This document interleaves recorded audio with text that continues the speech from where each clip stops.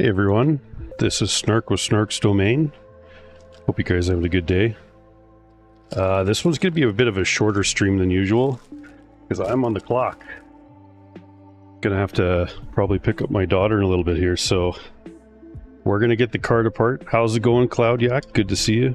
We'll take a look at the G-Lid GP Ultimate pads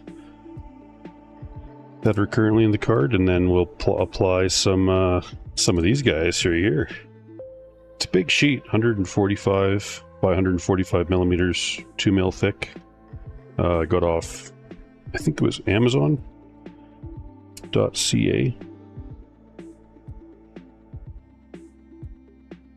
Yeah, and I might be able to do another pad sometime tomorrow, hopefully. Code String, how's it going? To Flip Flop, good evening from Scandinavia. Well, hello from Canada. It is currently 4 p.m. here where I live. Speedrun. Yeah, this is gonna be a faster one for sure. Thermal pad, any percent. It must be a programming thing that I'm not super familiar with. Hey Hans, how's it going? Or Hans, I should say. Which do you prefer? Probably Hans, I'm assuming.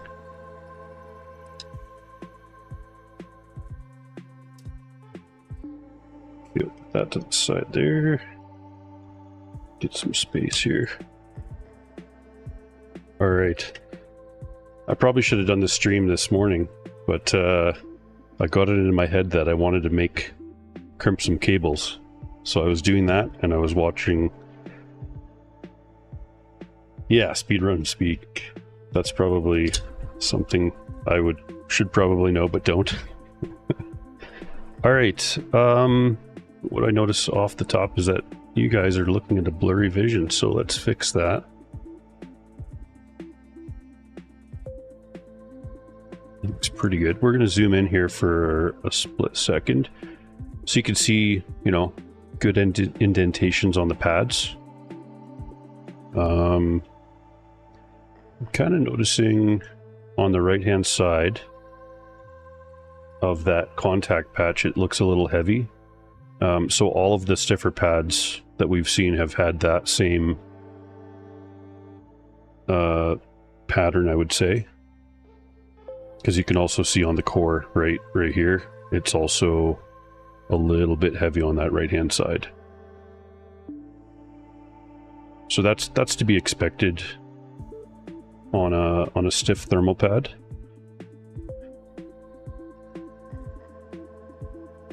So we are gonna scoop these bad boys up and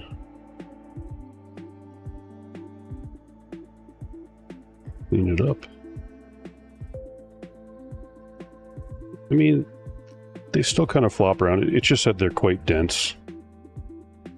I don't think I'll have time on the video to do the processing of the data. I'll have to do that in a bit when I can.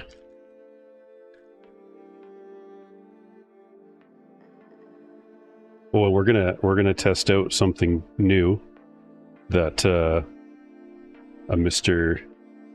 T Sharp recommended I get, and it's this little thing here for dunking Q-tips.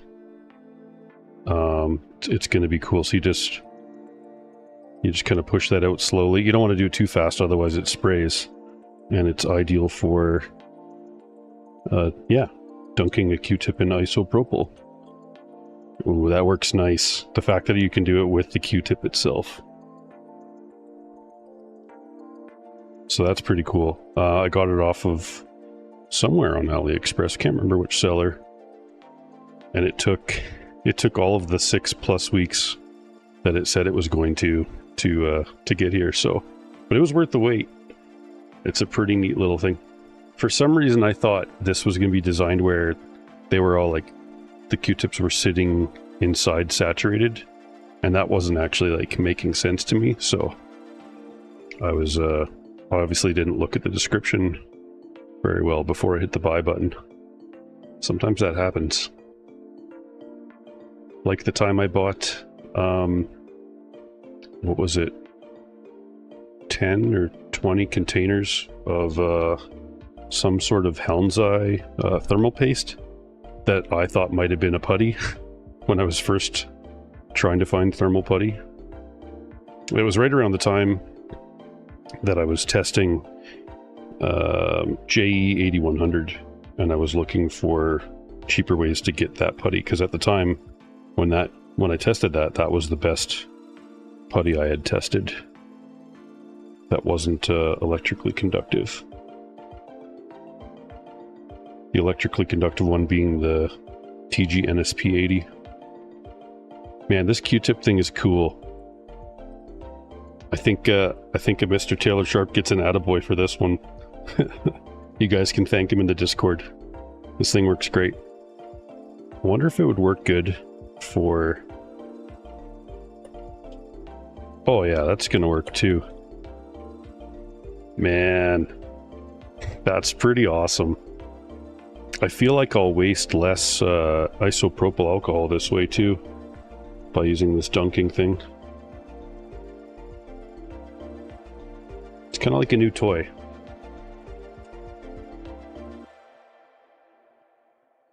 Let's see. Hans, all good. Hans, Gons, Fred, Hank, MP. What are your thoughts on Red Panda Mining stating pink putties are horrible? Oh, did he try a putty? That's interesting. I haven't, you'll have to like post that link maybe in the Discord so I can check out that video. I have not tried that yet. I haven't seen his video. Pink putties. I mean, that's a very broad statement. There's definitely one pink putty that I wouldn't use. I'm sure you guys probably know what I'm talking about. But if you don't, I mean specifically Computer Systems GR U6 Pro. Because it seems to me, at least from my test data, that it's, well, very closely matched with K5 Pro. Just with some coloring. You know, then there's Hound's Eye HY234 and 236. There's CXH1300. There's Upsiren U6 Pro. There's JE8100. There's Ezio ZTPY6 putty that's pink. What else do we have? Did I say JE8100? There's a bunch of pink putties out there. And some of them are quite good. And some of them are not as good. Like the 8-watt version of CXH300. Damaging components? I don't think Lenovo would be using pink putty in theirs if it was the pinkness of the putty that was, or the puttiness that was doing the damaging. Right? That'd be a lot of RMAs if they had to replace all of their laptops that happen to have pink thermal putty. Does it really damage parts? I don't think so, but I mean, if you picked something that did conduct electricity, it definitely, you could run into some major problems then. Alright, let us get some MX4 here. Gonna just clean this guy up here. Yeah, I definitely like this little bottle. This is working good. Thanks, Taylor, for the suggestion. I might just have to... Well, I don't need another one, but I almost want to buy another one. I don't know why. Just gonna wipe the surface once before we put paste on. How are we looking? 413. I think I got enough time to get this thing back together.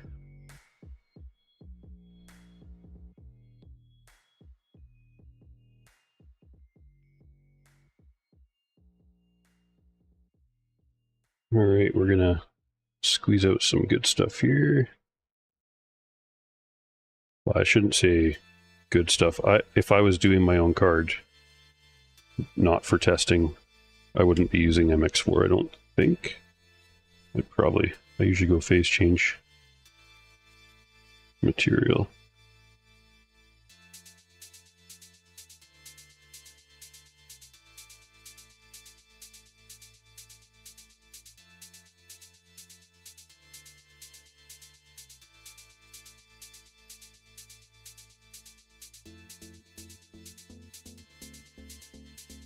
Put a little dab down.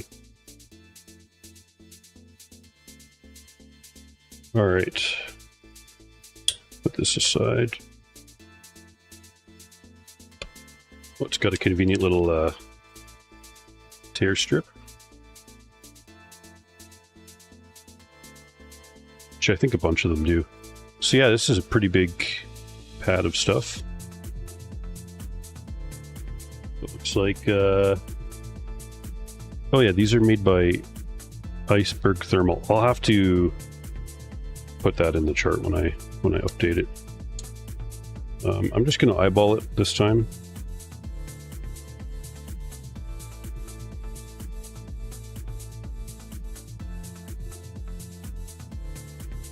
See how I did. Oh yeah. It's going to work out good. This might actually, one strip, 145 millimeters. I feel like it's going to be enough to not need a second strip.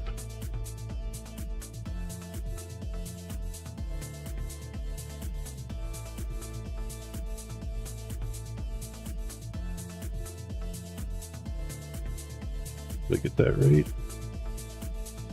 Yeah. And will that one also work here? Also, yes.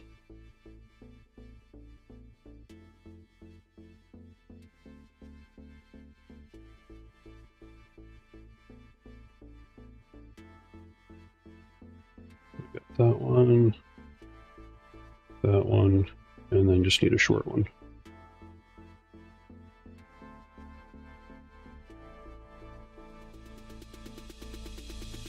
Ooh. It's just a little too short, so I'm gonna use this one instead. It was only by like hardly anything, maybe a 16th, but I'd rather give it a good chance here and yeah, get some tweezers. Actually, before I do, I'm just going to do a final little wipe of the VRAM surface.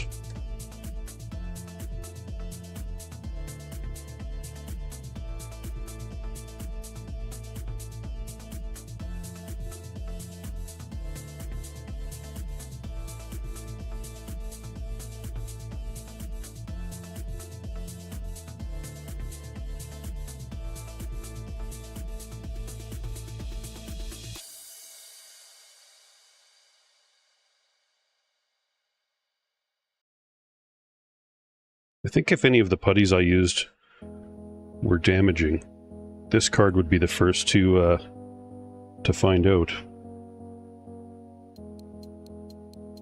That's just my thoughts on it.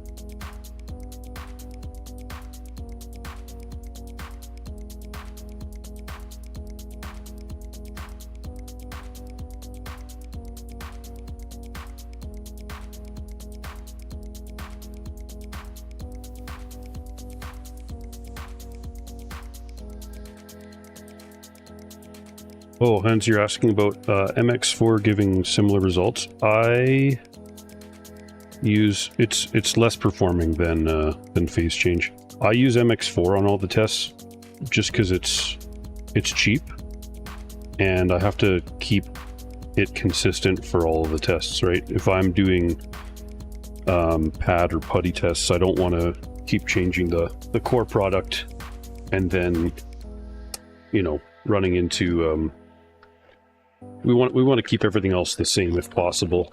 That's also why I always use this the same batch of TGPP10 on the card on the VRMs, so that the only thing that changes is the material on the GDDR6X themselves.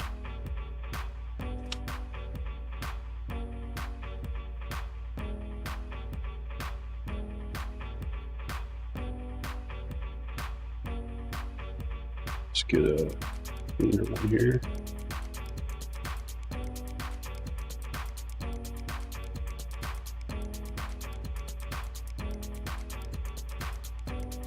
Just want to make sure it was all evaporated.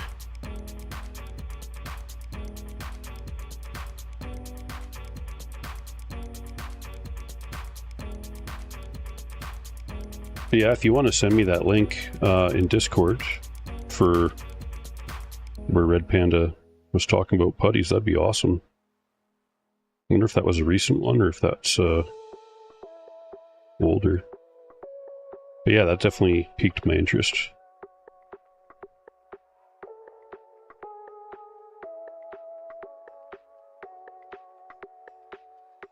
He's a decent sized YouTuber, at least in the cryptocurrency space.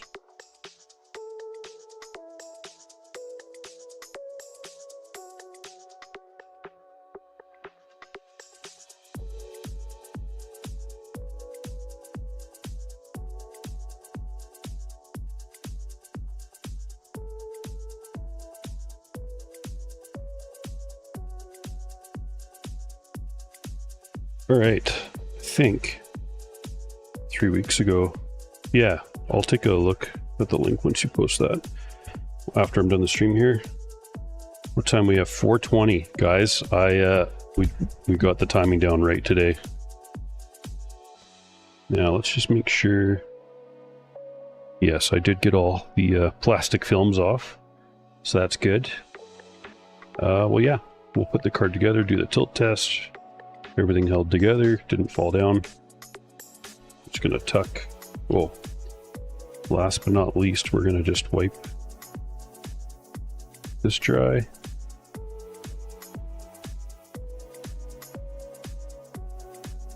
Make sure there's no dust or anything.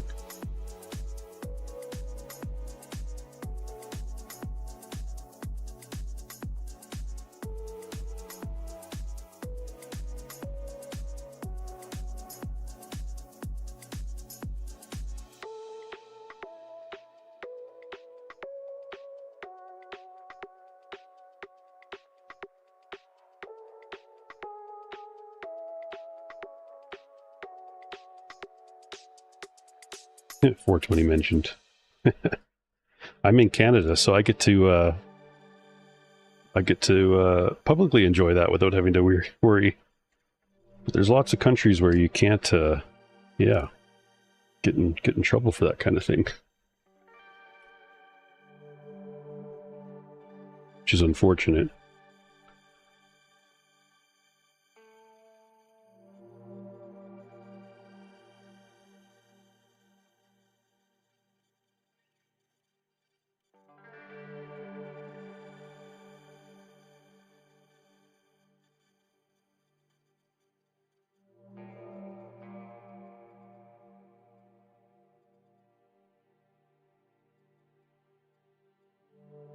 Yes, UTP-8 is also pink. That's another one. Lots of pink putties out there. Some good, some not so good.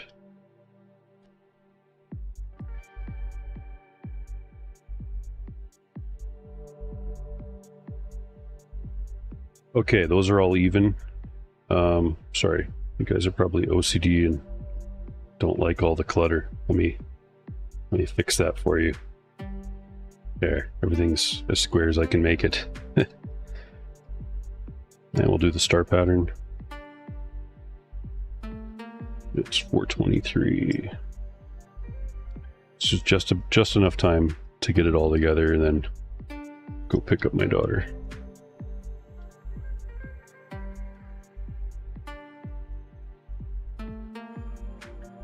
Hawaii has only medical. Yeah. You know, for a while, Canada was technically only medical as well. I think it was 2018 that we legalized it. Now you can just walk into a specifically licensed store for that. You can't just get it at like the grocery store or anything. But there's lots of stores around. You can also order it online, I think, and get it delivered to your door.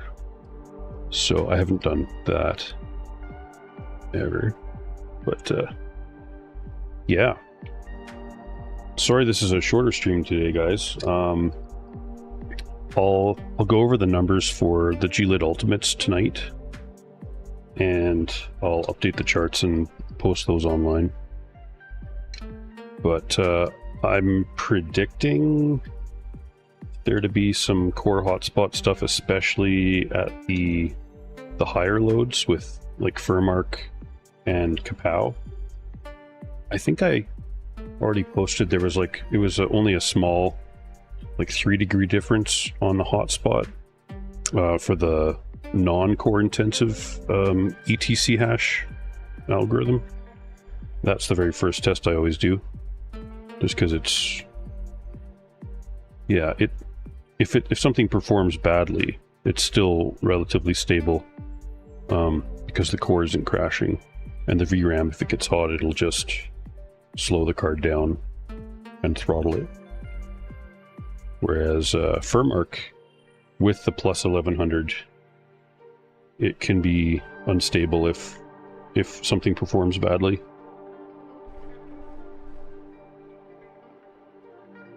All right, that is the card back together. I'll get it back on the test bench and running here shortly. Han says, putties give less oil substance in the long run or none at all experience versus pads. Less for sure. Anything including paste, pads, putties, anything silicone based technically like will eventually bleed oil, but to the extent that they do it is very different. So pads, especially some of the OEM stuff and the aftermarket, you'll see puddles of oil. Whereas putties, I haven't seen, I'm trying to think, I don't think I've seen puddles of oil, but after like a couple years of use, you'll see a slight staining around the pad or around the putty on the PCB itself. And that's just something to do with silicone based thermal interface materials, is that they do eventually basically bleed or leak, or I don't know, boil would be the wrong word, I think, but eventually it does gradually seep out. I just find that putties, because they have less of a bonding, or I don't want to say glue, but basically what's gluing it all together, they have a lot less of that, and probably a different type than pads do.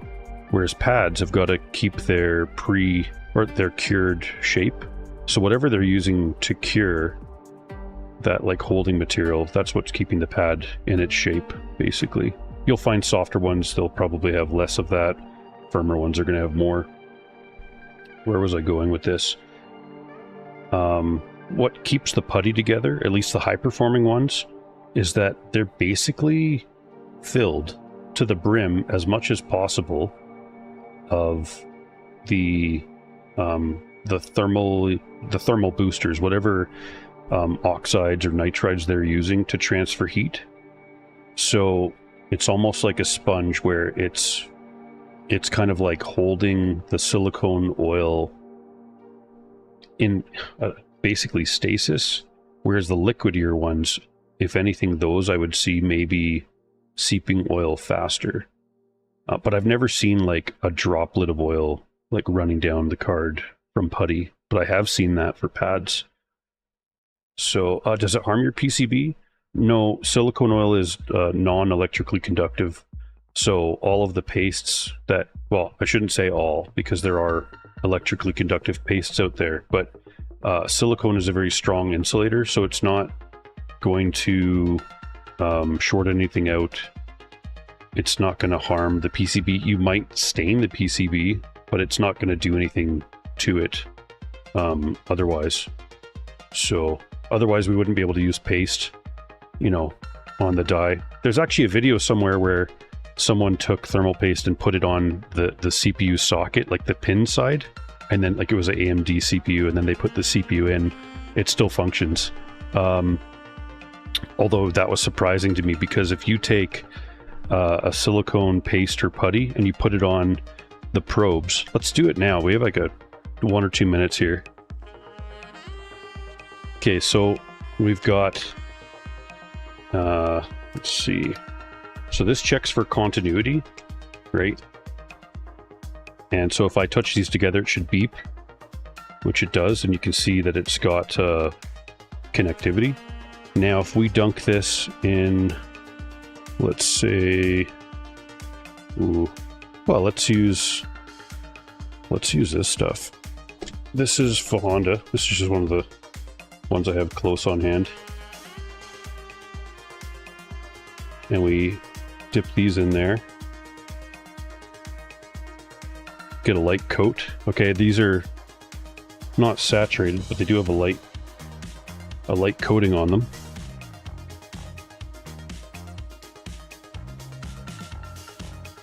Yeah, it's still beeping.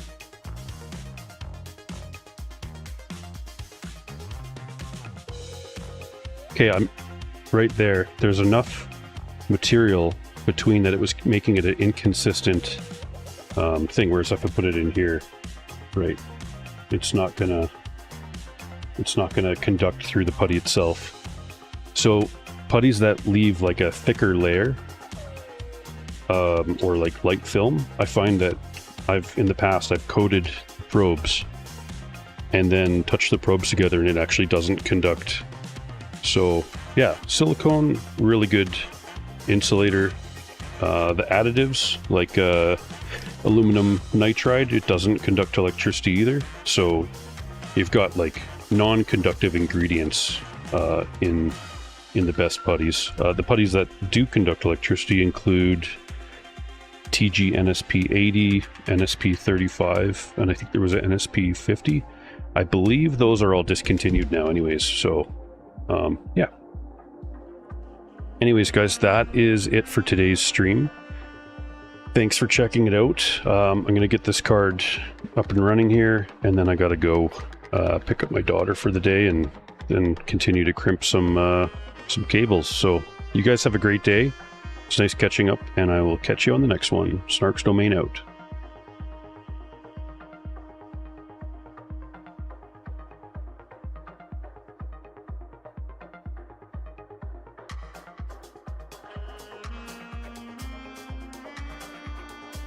You guys have a great day.